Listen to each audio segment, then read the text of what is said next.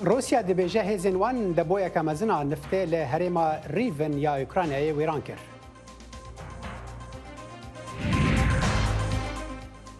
گوندەکانی شاری زۆم لە ڕۆژەڵاتی ئوکرانیا پاش هێرشەکانی رووسیا بە وێرانی ماونەتەوە. تەماشاچەی لێ خۆشەویستی دەمەتان خۆش لە واشنگتن دیسیەوە خۆشهاتنەوە ڕای بەرنامەی کورد کۆنەکشن من جانە دیلان ئومیدەوەرم دەمیگی خۆش وەلمان بوانە سەر.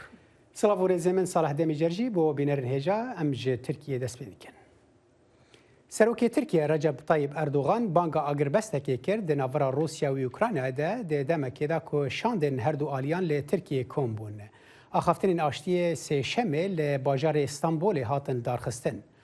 ئۆلیگارکی رووسیە جەزاکیری و خودیە یانایە چلسی یا فوتبولێ ڕۆمان ئابرامۆڤیچ دە ناو شاندێ رووسیدا لە کۆمبوونێ ئامادە بوو.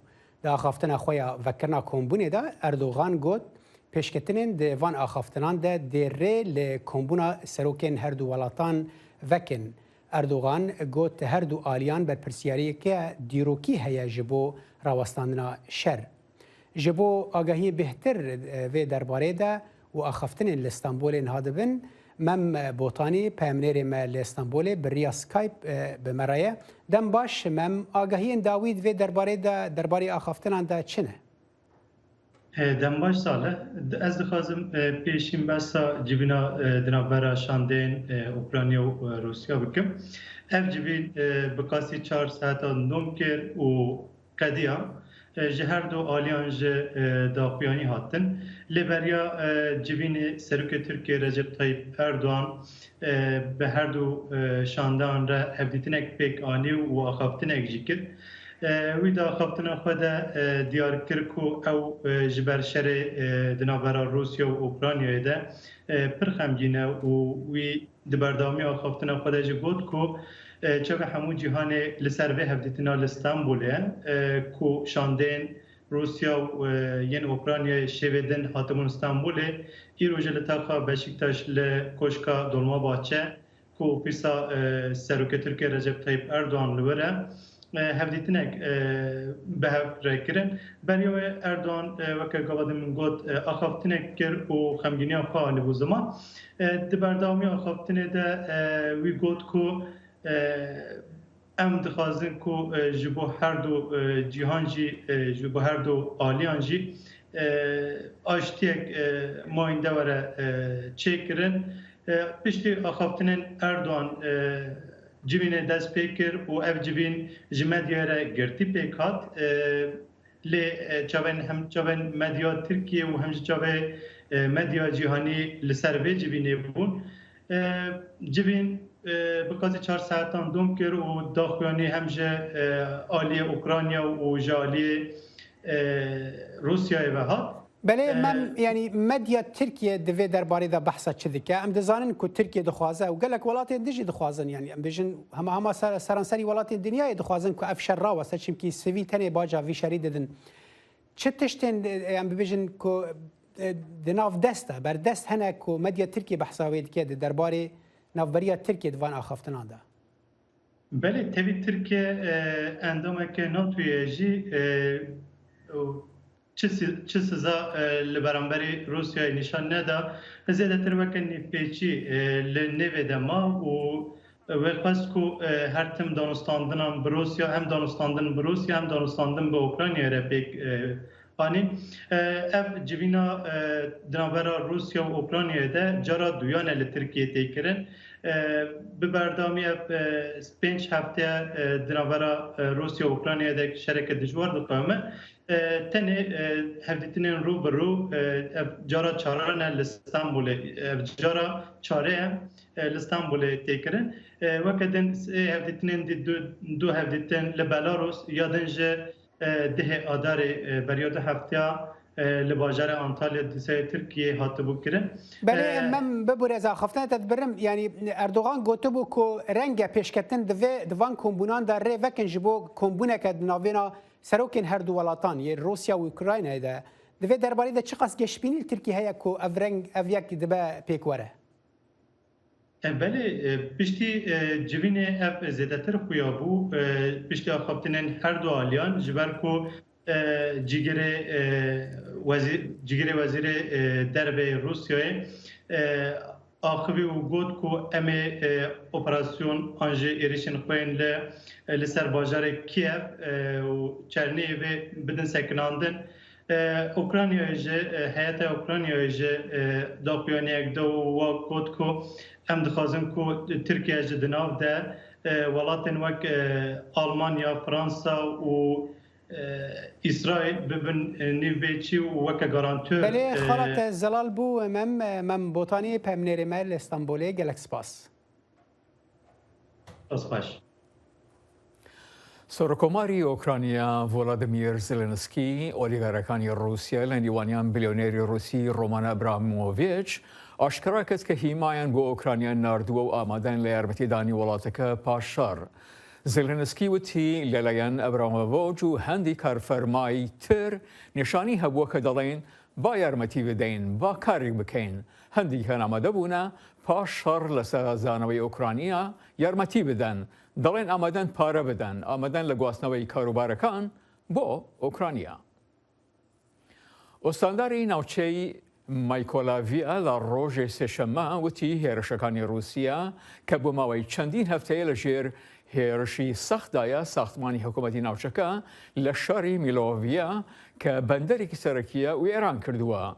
ئۆستاندار ڤیتالی کێم لەسەر فیسبووکەکەی نووسیوە ساختمانی بەڕێوەبەرەتی هەرێمەکە بەر تۆباران کەوتووە ئەوەتی زۆربەی ئەو کەسانی لە ناو ساختمانەکەدا بوونە بریندار نەبوونە بەڵام چەندین کەسانی سڤیل و سەربازەکان لە نیوان ئەو کەسانەدان کە بێ سەر و شوێنن. ئەو دەڵێ نیوەی ساختمانەکە ڕۆخاوە هەروەها ئۆفسەکەی ئەویش بەرکەوتووە. پیفدار وزارت بروانی روسیا ایگور کناشینکوف ایرو سهشنبه گفت که موشکین وان دبویه که مزن یانفته لنزیکی گند کلیوان لهرما روین ویران کرد که سوتمنیج لشکر اوکراینی را و لگندوار کیو دابین دیکه. کناشینکوف هر وها ادعا کرد که شوابوری هزین روسی ایریش برن سر 68 آرمانجین لشکری اوکراینای و سه فروکن به فروکوان جه کار خستن.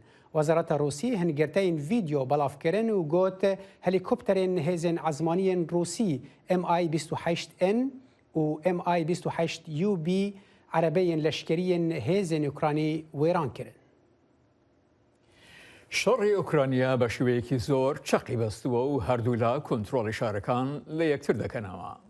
هێزەکانی ئوکرانیا لە ڕۆژی دووشەمە شاری ترۆتسیانیست لە ڕۆژهەڵاتی ناوچەی سۆمی کۆنتڕۆڵ کردووە لە کاتێکدا خۆلێکی تری وتۆژەکان ئەمڕوو لە ئەستەمبول بەڕێوە چوو و هەروەها شەڕەکە لە ئارادایە دەیان ماشینی لەشکری رووسی لە نیوانیان تانک و تۆپ یان تێکشکاون و یاخود بەجێماون. گندن روجهلاتا باجار ایزوم یه اوکراینای دناو ویرانیه که مزند مانه پشتی چند هفتهیان جه ایریشن هزین روسیایی. اف گند جه دما دست پیکرنا ایریشان و دبن بمبارانه که بردوام دنه و رنشتوان جه کانال سکای نیوز را دبیجن او جه قرکرنه ده ترسن. لباجار باریوینکوف شاردار الکساندر بالو ویرانیا ده انجام ایریشان روسی ده نشانی سکای نیوز ده ل شاردار باجاری ایزوم والری مارچینکو گوت پرانیا ویرانی ده دما پفچونن ده بویه. مارچینکو روجا 13 آداره باجر رویا و تخمین دکه که هین دورا 20,000 کس ده باجر ده دور پیشگیری مانه. لە ڕۆژی دووشەمە فرمێز بەخۆڕ لە چاوی ئەو گوندیە ئوکرانیانەدا دەهاتە خوارەوە کە لە شەڕ هەڵاتون و گەشتونەتە شاری میکۆلایت لەسەر کەناری دەریای ڕەش. ئەو ئاوارانە بە پاسێکی تێکشکا و گەشتونەتە ناوەندی خاچی سووریە ئۆکرانی لە نیوانیان سۆفیا بۆی کۆی تەمەنەوە ساڵ و هەروەها چەندی خێزانێکی تریش لەگەڵ ئەو پاسەدا گەیشتوون. ئەم خانەوادانە بۆ ماوەی چەندین ڕۆژ لە ژێر زەمینی ماڵەکاندا خۆیان شاردبوونەوە. ورزا چاندنیه لی اوکراینیا گهشتیه ده دمکی دا کو ایریشین روسیای فشارک مزن دایه سر جودکارین اوکراینایین کو خوارن نتنه جبو اوکراینیان بله دابیندکن لی جبو همی جیهانی جی. جودکاری به ناو وسیل پیدیهینایاک جه آجانسا اسوشیتد پریس را گوت که هر کو برکو ایسال ولات وان ده ناو شرده او هول ددن بهتر گنم زوستانی بچینن داکو خلکی بخوارن بکن. اوکراینیا و روسیا سه یک جه پیوستین جهو گنم جه جیهانی را دابین دکن که ولاتین روجلات ناوین آسیا و افریقیای پالا خواه ددن سر جبو دابین کرنا خوارن جه میلیونان کس را. ایوان کلگان سروک هریمی یه کوملای چاندریه گوت له هریما لویو یا باکور روج آوای ولید جودکارن هاتیه خواستن که همی زوین بردست بچینن. دنگ امریکا جافکانی که به باوریان و چو آگاهیان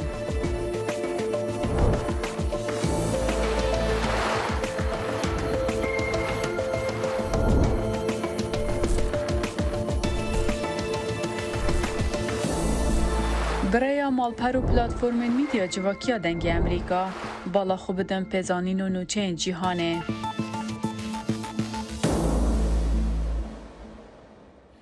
شەڕی بێهۆکاری رووسیا بۆ سەر ئۆکرانیای دراوسیە پێدەنێتە پێنجمین هەفتەی.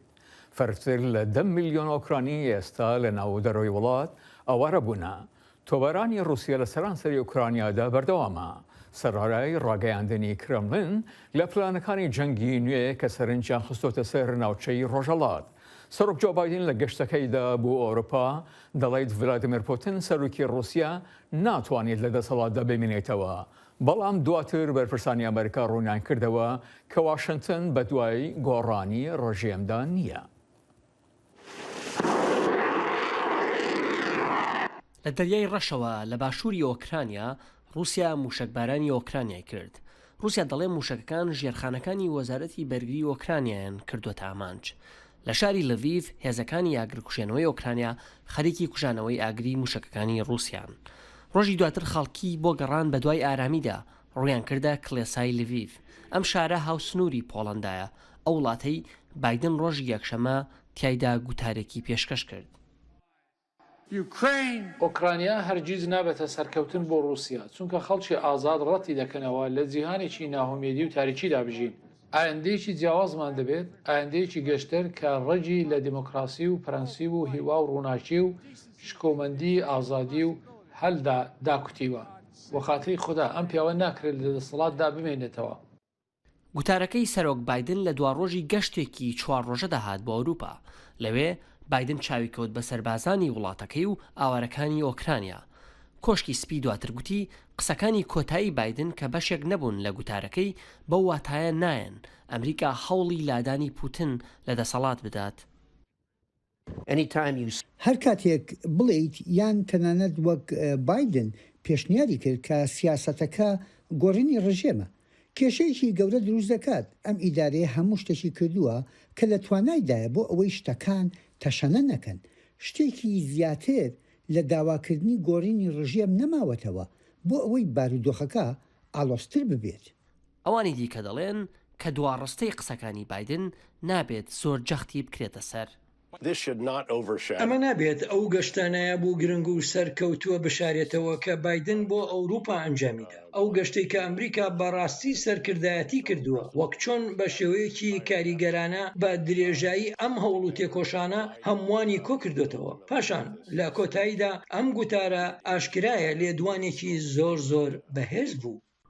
لە کاتێکدا رووسیا بەردەوامە لە بۆمبارانکردن دووکەڵی چڕوپڕ بەسەر ئاسمانی کیڤی پایتەختە بەرز دەبێتەوە. پێویستە هەمووان جەخ لە یەک ئامانج بکەنەوە.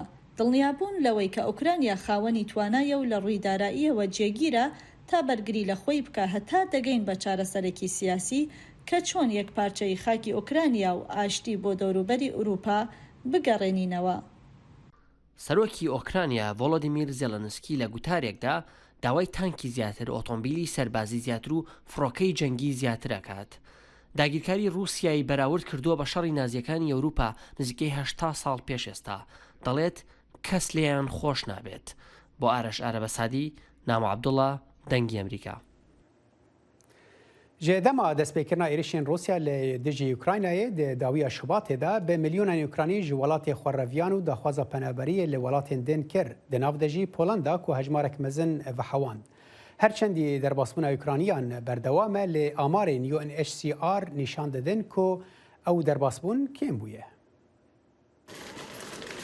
لە سنووری ئوکرانیا لەگەڵ پۆڵەندا عەرەبانەکانی بازار پڕ جانتاکان و شتومەکراون. ڕێگایەکی تەسک لە کۆنتترۆلی پاسپۆرتەوە بەرەو خوارەوە بەرەو گوندێکی کە خەیوەتی یارمەتی تیا هەڵدراوە بۆ پاسەکانی کە چاوەڕێی هەڵگرتنی خەڵک دەکەن بۆ شارۆچکەیەکی نزیک. ڕێژەی هاتنی پەنابەران بۆ ئێرەوە هێواش بۆتەوە لەوەتەی ژمارەی زۆریان لە سەرەتای مانگی سێدا کە نزیکەی 155,000 بۆ 160,000 کەس بوون ڕۆژانە. بەرەو نزیکەی 30,000 کەس لەم ڕۆژانەی دواییدا کەم بوونەتەوە. پێم وایە لەوانەیە خەڵک چاوەڕێی ئەوە بن تا بزانن کە ئایا شارەکەیان هێرشی دەکرێتە سەریانە و بزانم شەپۆلی یەکەمی پەنابەران بەرەو یەکێتی ئۆروپا و شوێنەکانی تر ڕۆیشتون بەڵام گەشتبین نییە چونکە پێم وایە پوتین پێشبینی ناکرێ و بە بەرچاوگرتنی ئەوەی کە 2 ڕۆژ لەمەوە پێش لە لەفیف ڕوویداوە بزانم هەر لە هەرێمەکەدا ناوەستێتەوە و ڕناوەستێت. ئەلینا لەگەڵ دایکیدا 5 ڕۆژ لەمەوە پێش لە شاری گەمارۆدراوی ماریۆپۆل هەڵاتن بە 18 خاڵی پشکنین 16 رووسی و دوانی ئۆکرانی تێپەڕبوون. زۆربەی دانیشتوانی ماریۆپۆلیش بۆ ڕۆستۆڤ لە رووسیا ڕوانەکرابوون. زۆر کەس نایانەوێت ماڵەکانیان بەجێ بهێڵن چونکە نیشتیمان هەر نیشتیمانە. ئێمە نەماندەویست ماڵ و حاڵی خۆمان بەجێ بهێڵین دەمانەوێت بگەڕێنەوە بۆ کێف. من مامەوە بەڵام هاوسەرەکەم گوتی دەبێت کەسێک لە خێزانەکەمان بە سەلامەتی دەربچێت.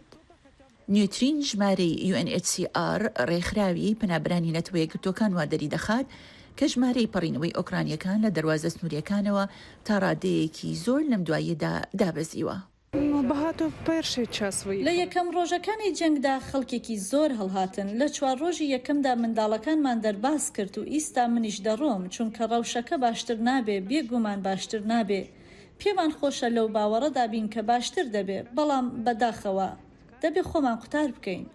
لە ماوەی هەفتەی ڕابردوودا ڕۆژانە کەمێک زیاتر لە 68,000 کەس لەم خاڵە سنووریەوە پەڕیونەتەوە لەگەڵ ئەوەی ژمارەیەکی زۆرن بەڵام زۆر لە خوارویی ژمارەی لوتکەیە کە لە سەرەتای مانگی سێدا تۆمارکرا بوو کاتێک زیاتر لە 200,000 پەنابەر ڕۆژانە وڵاتەکەیان لە 6 و 7 مانگی سێدا بەجێدەهێشت. ئەمڕۆ شەوی ڕابردوو بۆ ئەردومانیان کردین لە ژێر زەمینێکدا بووین. هاوسەرەکەم لەوێ ماوەتەوە ببوورە لەوێ ترسناکە و منداڵەکان هەر ئەگرین. لە ڕۆژانی ڕابردوودا کۆیگشتی ڕۆژانەی ئاوارەکان لە 50,000 کەس تێنەپەڕیوە کە ئەوەش لە ئاستی هەرە نزمترینە لەوەتی لێشاوی ئاوارەکان لە کاتی هێرشی رووسیاوە لە 24 مانگی دووەوە دەستی پێ کردووە. کەسوکاری خوێندکارانی نێجیری کە لە شاری بەندەری خێرسۆنی دەریای ڕەشی ئۆکرانی گیریان خواردووە داوا لە کاربەدەستان دەکەن کە کارێکی زۆرتر بکەن بۆ ئەوەی بە ئاسایش بگەڕێنەوە بۆ وڵاتەکەیان. لە ماوەی سێ هەفتەی ڕابردوودا هەندێک لەو هێشتا خوێندکارەی کە لە خێرسۆن گیریان خواردووە هەوڵیان داوە خۆیان بگەینە وڵاتی دراوسێ بەڵام هەموو کەس بەختی نەبوو بۆی هەڵنەکەوتووە. لیزی ئۆگاژی بە تەلەفۆنا خۆ سەر ئۆکرانیایê ئاگاهی نو digere. Lê hêviya nûçeyên baş e lê kêm tişt hene ku hêviyên wê zêde bike. Birayê wê li bajarekê Okraynayê li Xerson ku hêzên Rûsyayê dagir kiriye asê maye. Birayê wê hefteyê hewl daye ku ji bajarê ji ber şerî wêran bûyî derbikeve lê leşkerê Rûsyayê ew zivirandiye. Ez gelek nîgeranım ji ber ku dema ez li televizyonê dinêrim û nûçeyan dibînim dilê min diêşe. Bajarê Xerson di destpêka Adarê da çend roj piştî dagirkirinê kete destê hêzên Rûsî û pisadan xwenekarê navnetevî yên vekî birayê Oga jî li bajarê Asêman e. Bi heftiyan e ew di stargehên gelek sar yên bombayan dijîn digel kêm xwarin, derman û internetê. Karbidestên Nîjeryayî soz dane ku xwendekaran derxînin lê dibêjin ku ew tenê pi agirbestekê pêkan e. Gelek xwendekar hevldanên revê yên takekesî dikin. Cerûkenî kukomek hevlatiyên biyanî yên li Xerson Asêmayê seferber kirî ji bajarê derketiye. Xwarin û ava me qediya bû û diravên min jî nemabûn. hinek ji xwendekarên ku ji Xersonê direvin harîkarî wergirtin ji komên xêrxwaz ku hewil didin hevlatiyên biyanî ji bajarê derxînin. Daniel Onyekwer ji Diaspora Relief ku bingehê li Amerîkayê dibêje نوکە مەچڕەیەن ئەولەنینن حتەوێ دەمێ کوریدورێکە مرۆڤایی نەڤەبووە. ڕێیên ku em pê derdikevin tinê rêyên ku em dizanin nîşteciyên herêmê çêkirîne û pê derdikevin. Ji ber vêyekê hêşta jî xeternak e. Lê em dibêjin çima em hewil nadin derbikevin li şîna ku li wê derê asê bimînin li benda danûstandinan. Bi taybetî heke tişt xirabtir bibin. Nûke birayê Oga jî li Ukraynayê asê maye. Li ev dibêje ku peyvendiya wê ya rojane ti gel wî hêviyan dide malbata wê. Wî ticaran derbarê rewşa Ukraynadê hestekneyînî nîşan nedaye. Ew her gav min kêfxweş dike û dibêje xeman neke xwişkê ez başim. Çi kes nizane kadê ti demek nêzik da agirbersek çê bibe an ne. Nûke hevildaneka revê dibe ku şansê yekane be bo wî ku ji bajarê Xersonê derbikeve.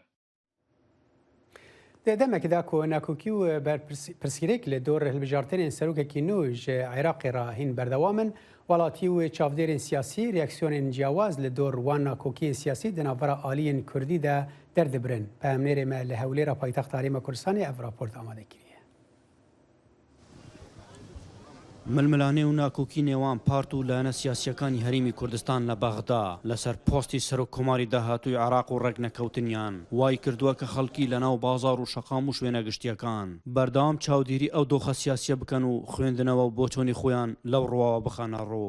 لەسەر بنەمای خزمەتکردنی هاوڵاتیەکانی هەرێمی کوردستان و لەسەر بنەمای گەڕانەوەی شایستەدارایەکان بۆ هەرێمی کوردستان و لەسەر بنەمای گەڕانەوە یا جێبەجێکردنی شایستە دەستوریەکانی هەرێمی کوردستان لەسەر ڕێککەوتنی کاندیدێک ڕێک بکەون بەڵام بەداخەوا دیارە ڕێک ناکەون و ئەمەش بووەتە تا هۆی لێکترازانی ماڵی کوردی. ئەم هاوڵاتیە پێی وایە تەداخلاتی دەرەکی هەیە بۆیە ڕێک ناکەون و ئاشکراشی دەکات کە عێراقیەکان ماندوون لەو تەداخلاتانە. ئەم تەداخلاتی دەرەکیە زۆر خراپە، یعنی بۆ من بە قسەی دەرەکی بکەم بە قسەی دەرەکی ناکەم وەنیا بە قسەی ئەو کەسە دەکەم کە ماندی بووە لە عێراق لە دەرەکیەکان زان چێ ماندی بووە وەنیا ئەوەی کە ماندی نەبوو هاتوتە سەر سفرە حازری ئەوە نابی کاکە ئەمە نابی یعنی ئەتوو عێراق پارێکی زۆری هەیە عێراق سەرواتێکی زۆری هەیە ئەی کاکە ڕێککەون بۆ ڕێک ناکەون لە ناوخۆتان.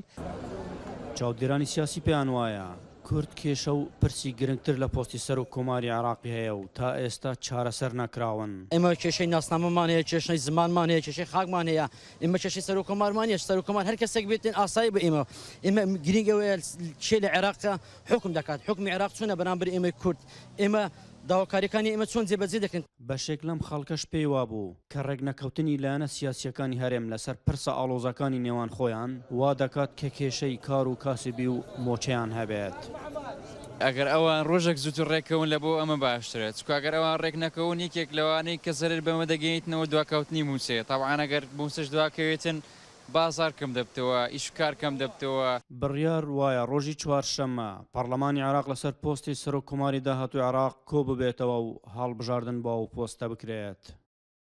ئەحمەد جێباری دەنگی ئەمریکا هەولێر. واشنگتن دی سی لە کەشی چرۆی گوڵەکانە و یاخود بە چێری بلاسم ناسراوە کە جۆرەداریکە لە سەردەمانێکدا لەلایەن ژاپۆنەوە بە دیاری درابوونە ئەمریکا وەکو هێمایەک بۆ دۆسایەتی.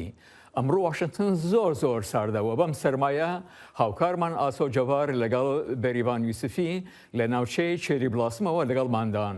ئاسۆ دەکرێت بزانین بەم سەرمایە ئەو دەوروبەرە چۆنە و تا چەند خەڵکاتون بۆ سەیران؟ زۆر سپاس جانی هەڵبەت زۆر ساردە بەڕاستی زۆر ساردە بەڵام خەڵکێکی زۆری شاتونەتە دەرەوە لە واشنگتن دی سی بۆ پێشوازیکردن لە پشکتونی گوڵە گێلاس یان گوڵە ئەرخەوان لای خۆمان پێڵێن گوڵە ئەرخەوان کاتێکە گوڵەکان سەردەردێنێ هەڵبەت دەرودرختەکان ئەگەشێنەوە زۆر ڕازاوا بن. ئێستاش بەم سەرمایە دوو بووکی شاتونەتە دەرەوە هاتون کە پێشوازی لە چێری بڵاسەمەکەن پێشوازی لە گوڵە گێلاسەکەن بەڵام زۆر ساردیشە بەڵام لە زوربەی شارەکانەوە ئێمە خەڵکمان بینی لە ئێستا لە زوربەی شارەکانی ئەمریکاوە لە زوربەی ویلایەتەکانەوە خەڵکاتن بۆ ئێرە بۆ ڕسمگرتن و بۆ یەکتربینین و بۆ چێژوەرگرتن لەم هەموو گوڵە جوانەی کە ساکە لەم ناوە ئەوە گەشاونەتەوە بڵێ ئاسۆ زۆر جار ئەم گوڵانە بەهۆی بارانێک دەوەریان لە ڕۆژانی ڕابردوودا باران هەبوو تا چەند کاریگەری هەبوو لەسەر وەرینی گوڵەکان هەرچەند زۆر سارد بوو تۆزێکیش بەفرباری بەڵام بارانیش باری لەم چەند ڕۆژێک پێشوە بەڵام هەر گوڵەکان وەکو خۆیان ماوە ئەوەی باشە خەڵک هەر ئێوێ فریای ئەوە بکەوێت کە فریای گەشانەوەی ئەو گوڵە جێلاسانە بکەوێت بەر لەوەی باران و بەر لەوەی ڕەشەوە بیان فەوتێنە بە تایبەتی ئەمڕۆ زۆر ساردە ڕەنگە تا هەفتەی داهاتوو ئەو گوڵانە بە دارەکانەوە نەمێن ڕەنگە تۆزانی واشنگتن زۆر تێکەڵاوە لە نەتەوەی جیاواز ئەو کەسانێک کە لەو سەیارانەدان چ جۆرە کەسانێکن بڵێ هەڵبەت ئەمڕۆ کۆمەڵێکی زۆر گەشتیارمان بینی خەڵک هەبوو لە چاینەوە هاتبوو خەڵکە بوو لە یابانەوە هاتبوو خەڵکە بوو لە ئەوروپاوە هاتبوو خەڵگە بوو لە زوربەی شارەکانی ترەوە هاتوو بە تایبەتی ویلایەتی ڤێرجینیا و میریلاند وانە هاتبوون بۆ ئێرە بە گەشتیاری چەندین تەلەبەشمان بینی کە هاتوون بۆ ئێرە کە لە قوتابخانەکانیانەوە هاتبوون بۆ پێشوازیکردن لە گەشانەوەی گوڵە جێلاس و بۆ پێشوازیکردن لەو جەوە جوانی کە دروستی کردووە ئەو گوڵە جێلاسانە لە دەوروبەری واشنگتن و ئەو شوێنە ڕازاوانی کە لێرە هەیە ئاسۆ سەرماکار سەرمایە یا باش لەگەڵایە زۆر ساردە و ڕەشەبایەکی زۆریشی لەگەڵایە بەڕاستی تەسەورمان نەکرم لە سارد بێ ئەوە بەهارە بەڵام بەڕاستی ساردە بەسە و خەڵکاتون دیارە خۆیان باش داپۆشیوە هەنێکیان خۆیان باش داپۆشیوە هەنێکی شەبینم تەنها بە تیشێرتێکەوە ڕاضاکە بەڕاستی سەیرە هەنێ بووکی شەبینم بەجلی بووکێنیەوە هاتووە بەس بەڕاستی ساردە بەساس و هەرە دەوروبەری کناری ئاوەکە خەڵکۆ بنێتەوە یا بەرەولای مانەمانتەکەی واشنگتنیش خەڵک زۆر هەیە بەڵێ خەڵک زۆرە بە بەردەوامی خەڵک پیاساکەن بە دەوروبەری مۆنەمنتەکانە دواتر لای ئاوەکەوە لای ئاوەکە خەڵکێکی زۆر ڕسمەگرن هاوکات خەڵکێکی زۆر هاتو چۆکن بەڵام بەبوونەی سەرماکەەوە خەڵک ناتوانێت بێنێتەوە لە شوێنەکانە باشە ڕێنەوە تا بۆ ئەوی گەرم بنەوە بەڕاستی بەڵام هاوکارمان ناسوجەوار ڕاستەخۆ لەگەڵماندا بوو لە ناوچەی چێری وڵاتمەوە زۆر سپاس هەر بژێ بەرێ کورکۆنێکشن ئایرۆ بەداوی هات هەر شاد و بەختەوەر بن ببینە خۆش